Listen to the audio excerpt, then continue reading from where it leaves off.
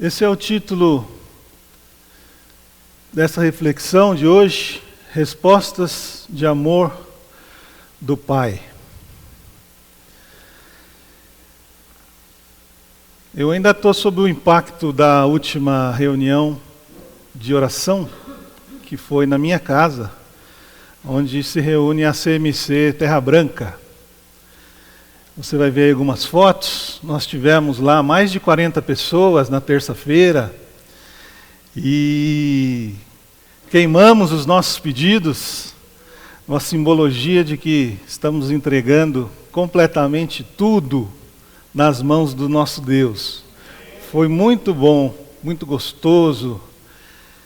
Comemos todos os bolos que estavam lá, tomamos um chá quentinho, nos aquecemos naquela comunhão, né? Ao redor daquela fogueira. Graças a Deus. O Bilão já fez o convite, mas eu reforço. Terça que vem, às 8 da noite, lá no escritório. Lá no escritório não vai ter fogueira. A não ser que o Ed e a Lili inventem uma.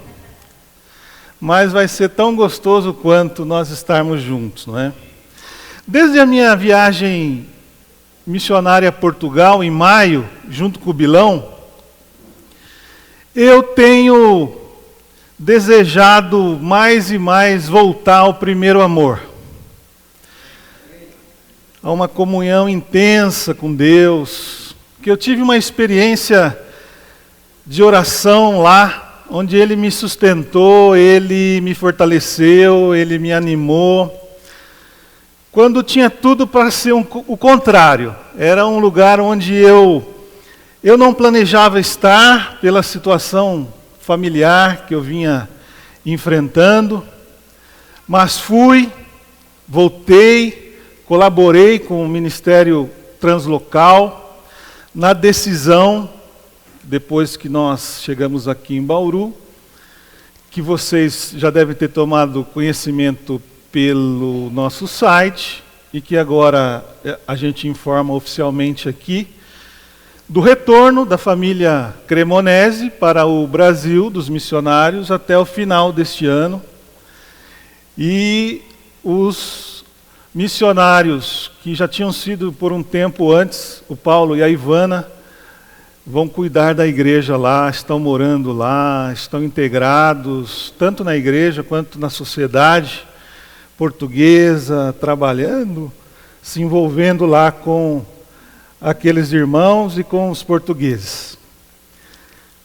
E eu pude encontrar irmãos que nós batizamos quando estivemos lá, eu e minha esposa, Cássia, com os meus filhos, que seguem firmes na fé, como por exemplo a Thalita e a filha dela, depois que nasceu, a Tainá, a Dona Maria, a Vanilda, e também o pastor Valdemar e a sua esposa Maria José, que foram nossos parceiros lá na CMC, e agora residem na cidade de Setúbal. Como fomos amados por eles. Um refrigério para a minha alma. E eu estou lendo esses dias o livro A Oração que Prevalece, de Dwight Moody.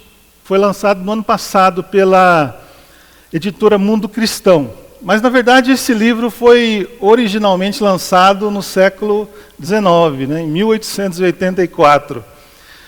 E tornou-se um clássico da literatura. O pastor Abílio até já citou algumas vezes aqui esse livro, A Oração que Prevalece. E o Moody foi uma referência na liderança cristã nos Estados Unidos. E nesse livro eu destaquei essa frase aí, olha. Não há como crescer em graça e no conhecimento do Senhor Jesus Cristo, a não ser que conversemos com Ele em oração. Eu acredito ser uma direção de Deus, as mensagens que têm sido trazidas aqui sobre oração. E na última semana o Bilão falou sobre as provas que também nos levam à oração. Cristo é um exemplo para nós. Nós cantamos aqui. Oh, Jesus amado, quanto queremos a sua volta. Em todos os aspectos. E ele falou com o Pai em oração acerca de todas as coisas. Cada crise que ele enfrentou foi precedida por oração.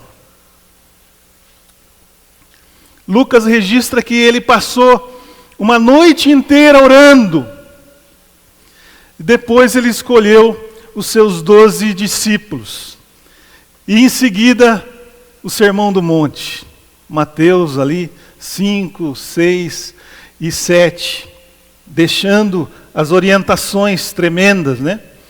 Olha só o que diz ali no livro de Lucas, 6:12. Naqueles dias, retirou-se para o monte a fim de orar e passou a noite orando a Deus. Quando foi a última vez que você passou a noite orando a Deus? Se é que eu já passei a noite orando. Depois, quando Jesus chega para encontrar Marta e Maria, uma família amada, Lázaro já estava morto fazia 4 dias. E antes de chamar o morto à vida, Jesus falou com o Pai. Presta atenção nesse texto de João 11, 41 e 42. Tiraram então a pedra, e Jesus, levantando os olhos para o céu, disse: Pai, graças te dou porque me ouviste. Aliás, eu sabia que sempre me ouves, mas assim falei por causa da multidão presente, para que creiam que tu me enviaste. Ele agradece antes. E aí manda o Lázaro sair. E aquele homem enrolado naqueles panos, que já não cheirava bem, ressuscita. Aleluia! E o que eu quero compartilhar com vocês é que me chamam a atenção 4 registros bíblicos de respostas de amor vindas diretamente do céu, enquanto o nosso Jesus, nosso Salvador, nosso Senhor, buscava a ajuda do seu Pai, buscava a ajuda de Deus.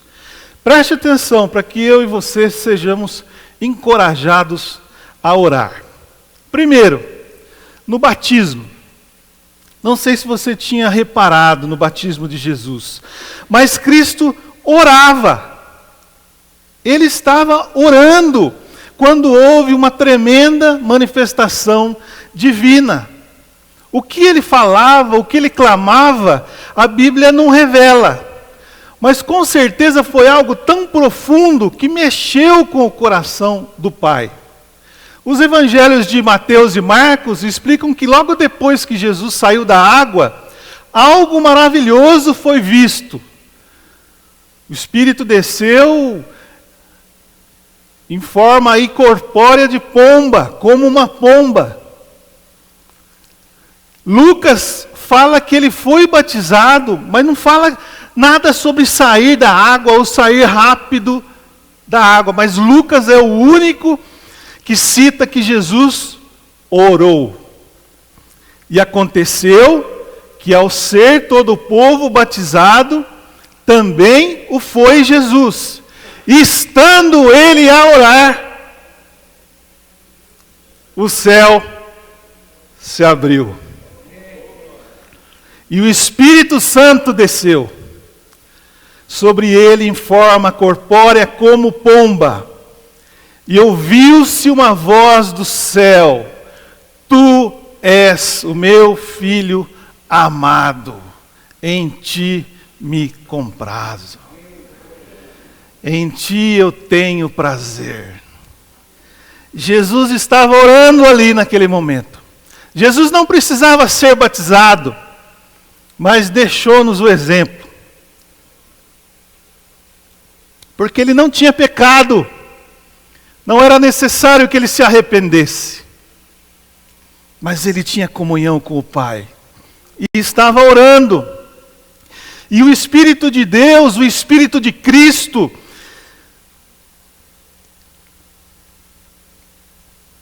o Espírito da verdade, esse Espírito que atuou no ministério de Jesus, esse Espírito que Ele prometeu que viria, que habitaria nos que crescem, o Consolador está em nós.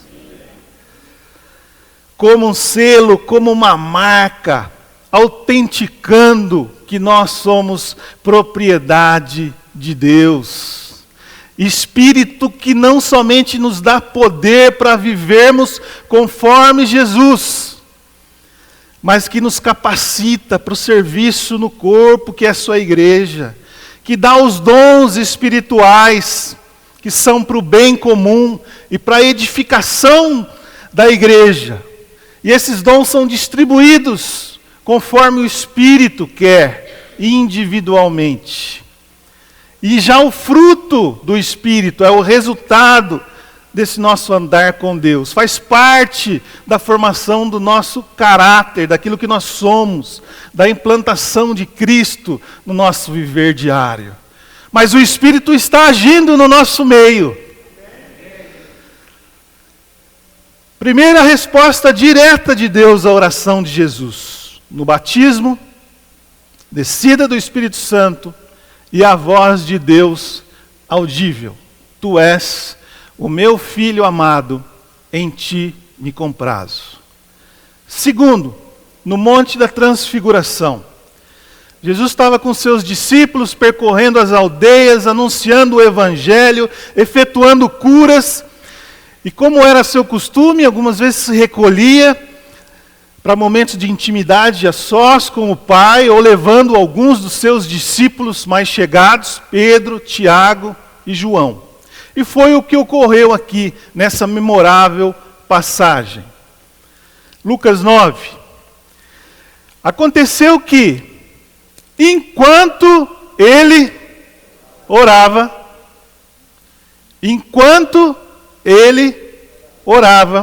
a aparência do seu rosto se transfigurou, e suas vestes resplandeceram de brancura. Eis que 2 varões falavam com ele, Moisés e Elias, os quais apareceram em glória e falavam da sua partida, que ele estava para cumprir em Jerusalém. Pedro e seus companheiros achavam-se premidos de sono, mas conservando-se acordados, viram a sua glória e os 2 varões que com ele estavam. Ao se retirarem estes de Jesus, disse-lhe Pedro: Mestre, bom é estarmos aqui. Então façamos 3 tendas, uma será tua, outra de Moisés e outra de Elias. Não sabendo, porém, o que dizia, enquanto assim falava, veio uma nuvem e os envolveu, e encheram-se de medo ao entrarem na nuvem. E dela veio uma voz dizendo: Este é o meu filho, o meu eleito, a ele ouvi. Vejam, toda a santidade de Jesus é expressa enquanto ele orava. A sua aparência física mudou totalmente. Seria um brilho de dentro para fora, a ponto de mudar de forma o seu rosto. As suas roupas sujas daquelas terras poeirentas da Palestina ficaram branquinhas de doer os olhos. Moisés e Elias, 2 profetas tremendamente usados por Deus na história, falavam com Jesus sobre um assunto específico. Não estavam jogando conversa fora. Conversavam sobre o que iria acontecer com ele, Jesus, em Jerusalém, sobre a sua obra, sobre a sua partida. E os discípulos, cheios de sono, mas acordados, de rabo de olho, viram a glória de Jesus e os 2 varões. E aí vem a proposta de Pedro, que ficou famosa, né? Vamos fazer 3 tendas, termina tudo por aqui, e o resto que se dane. Mas eles são envoltos por uma nuvem. Imaginem a tensão, sem enxergar nada, perderam a referência visual. estamos na terra, fomos levados para o céu, fomos castigados. A ousadia do Pedro fez todos nós sermos punidos. E de repente, a voz de Deus. Eu não sei se a voz de Deus é mais ou menos como a voz do Gleison, mais grossa, ou é uma voz assim. Eu sei que é uma voz poderosa.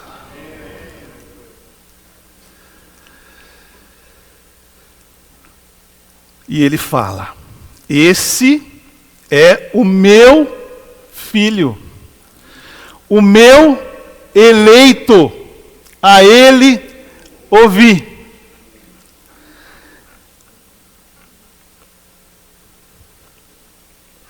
No batismo, Deus disse: tu és o meu filho amado, em ti me comprazo. E aqui, este é o meu filho, o meu eleito, a ele ouvi. Todos os holofotes em Jesus. Não em Moisés, não em Elias, não no santo pastor, não na santa denominação, não naquele palacete lindo onde a turma se reúne. Em Jesus. Jesus é o centro. O Pai estava mostrando exatamente isso. Este é o meu filho amado, o meu eleito. Ouçam o que ele diz. A ele ouvi: meu filho, o Messias chegou. Ele tem as palavras da vida. Terceiro, diante dos gregos, Jesus entra em Jerusalém montado num jumentinho, despertou a atenção de muitos pela aclamação popular e também porque ele tinha ressuscitado Lázaro. Estava uma agitação na cidade. Muitos passaram a ser atraídos para Cristo. Os judeus queriam matar Jesus. As lideranças judaicas tramavam, inclusive, matar Lázaro, para diminuir essa influência. E vejam o que acontece com os gentios, com os gregos.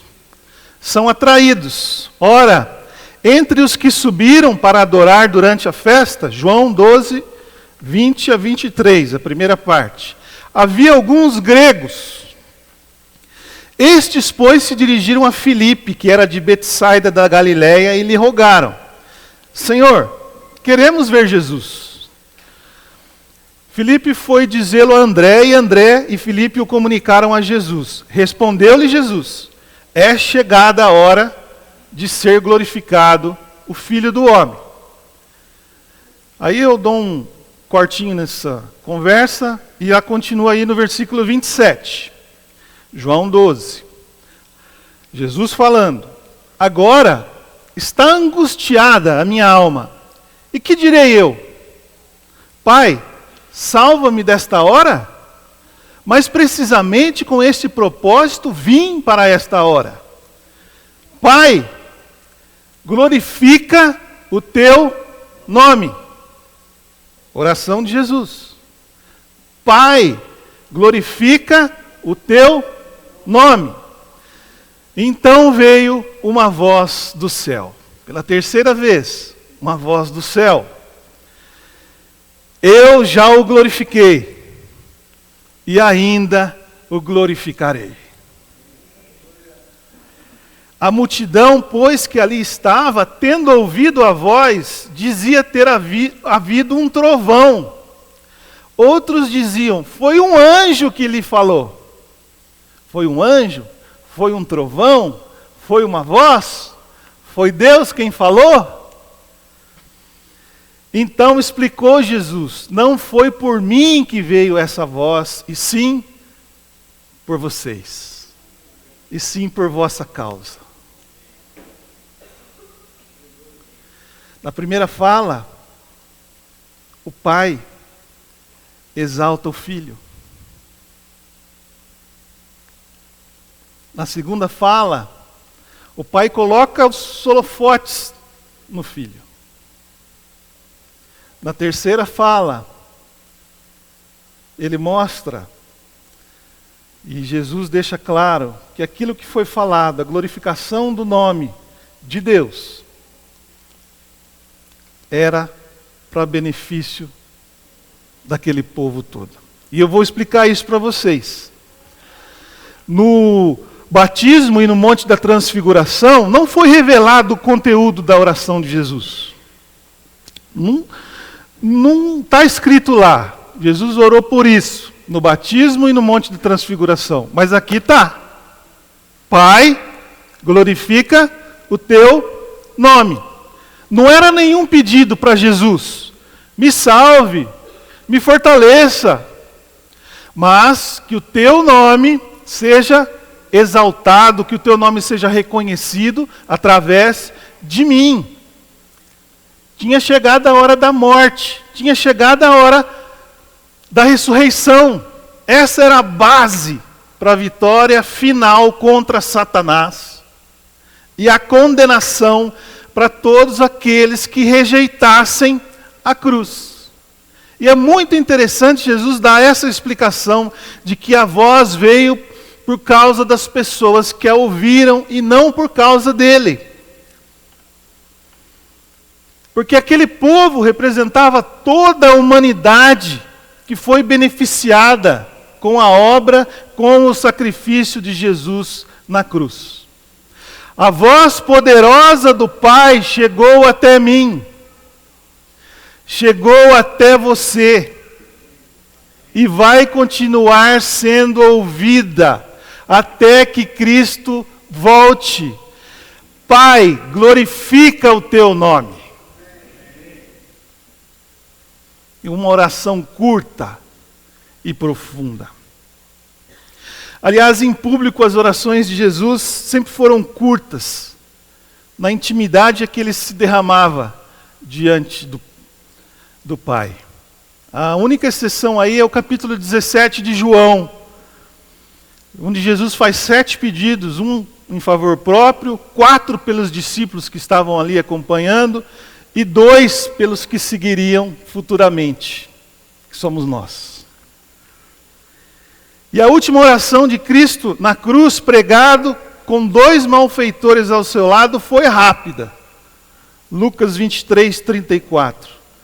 Contudo, Jesus dizia: Pai, perdoa-lhes, porque não sabem o que fazem. Perdoa a todos os que estavam ali diante dele e outros, que como eu e você teríamos agido da mesma forma que aquela multidão ignorante. E bem ali diante da cruz, um centurião romano se converteu. Um dos ladrões também. E quem sabe outros presentes no Monte Caveira tiveram suas vidas transformadas pelo pedido de Jesus ao Pai. Pai, perdoa-lhes, que eles não sabem o que eles estão fazendo. E por último, no Getsemane. Vamos ler o versículo primeiro, né? Lucas 22, 41 até 44. Jesus, por sua vez, se afastou cerca de um tiro de pedra e de joelhos orava, dizendo: Pai, se queres, passa de mim este cálice. Contudo, não se faça a minha vontade, e sim a tua. Então lhe apareceu um anjo do céu que o confortava. E estando em agonia, orava mais intensamente. E aconteceu que o seu suor se tornou como gotas de sangue caindo sobre a terra. Nós sabemos que Jesus estava em profundo sofrimento na sua alma. E eu imagino que o pai ficou até sem palavras ao ver e ouvir aquilo. Diferentemente das 3 outras vezes onde houve manifestações audíveis, aqui aparentemente um silêncio de Deus. Só que não. Ele enviou um anjo para consolar Jesus.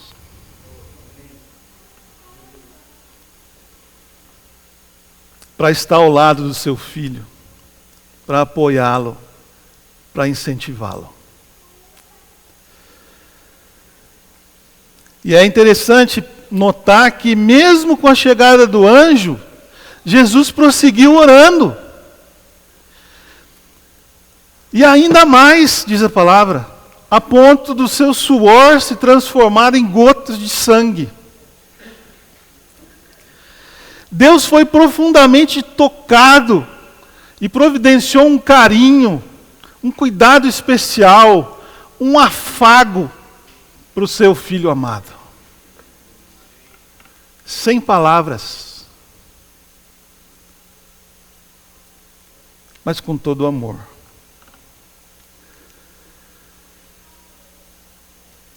Foi assim após Jesus vencer as tentações do diabo no deserto. Está lá em Mateus capítulo 4. Fala que o próprio diabo deixou Jesus e os anjos o serviram.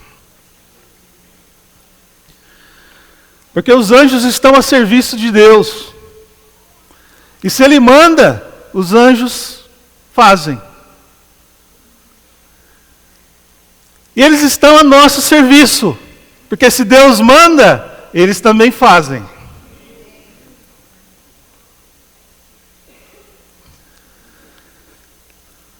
Deus não livrou Jesus da morte. Se possível, Pai, afasta de mim esse cálice. Se possível. Contudo, seja feita a tua vontade. Deus não livrou Jesus da morte. Muitas vezes recebemos respostas difíceis. Mas também temos um consolo inexplicável que vem através desse Espírito que mora em nós. E que Deus maravilhoso que trabalha a nosso favor. E que sabe dos nossos limites. E o quanto nós necessitamos da ajuda dele. Era necessário que Jesus morresse carregando os pecados de toda a humanidade. A ponto de Jesus dizer lá na cruz, Deus meu, por que me abandonaste? Citando o Salmo 22, mostrando que a profecia estava se cumprindo. E se cumpriu a justiça de Deus. O justo morreu por nós, injustos pecadores. E ele foi ressuscitado pelo Pai. Aleluia. Conclusão. Vejam, Deus, o Pai de Jesus, o meu Pai, o seu Pai, nós fazemos parte da mesma família. Se você recebeu a Cristo como Senhor e Salvador, se você passou pelas águas do batismo, você foi incluído, você foi incluída nessa família, onde Deus é Pai. Esse Pai que fez tudo isso pelo seu Filho Jesus, é o Pai a quem nós oramos. É o Pai que quando abre a sua boca, coisas tremendas acontecem. Mas que quando também não fala nada, coisas tremendas acontecem.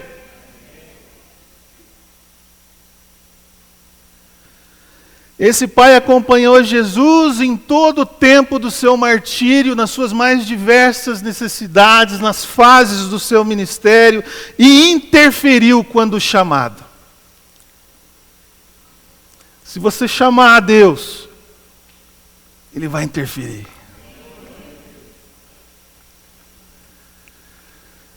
No batismo de Jesus, derramamento do Espírito Santo.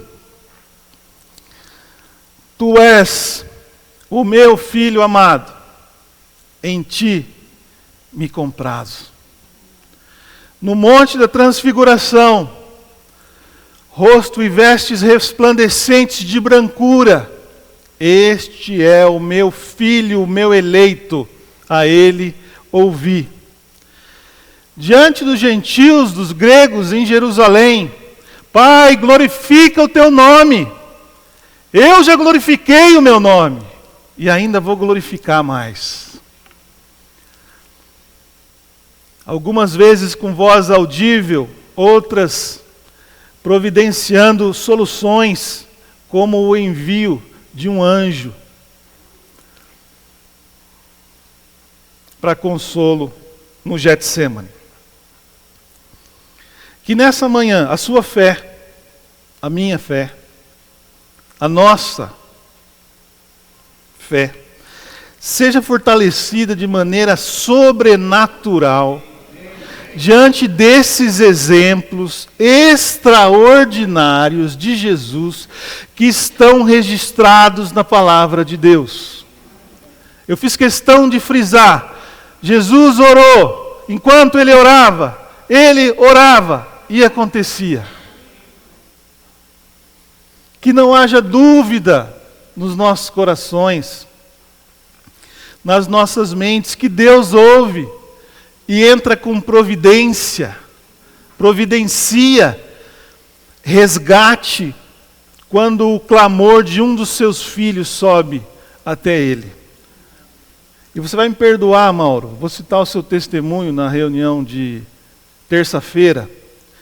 A solução pode até ser aquela que o Mauro falou na terça-feira sobre o seu pai que estava em sofrimento, porque teve uma perna amputada. E a oração dele, Senhor, faz a tua vontade na vida do meu pai.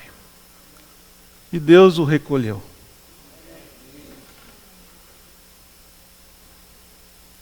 O Senhor está do nosso lado. Ele faz com que as circunstâncias cooperem para o nosso bem. Mesmo que essas circunstâncias pareçam ruins e nós não as entendamos. E eu quero deixar essa frase com vocês. Pensa nisso. Creia.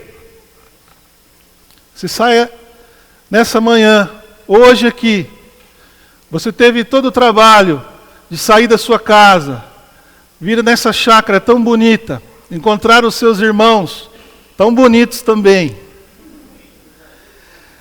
Creia, busque e espere a manifestação do Todo-Poderoso. Amém? Que Deus nos abençoe nessa manhã.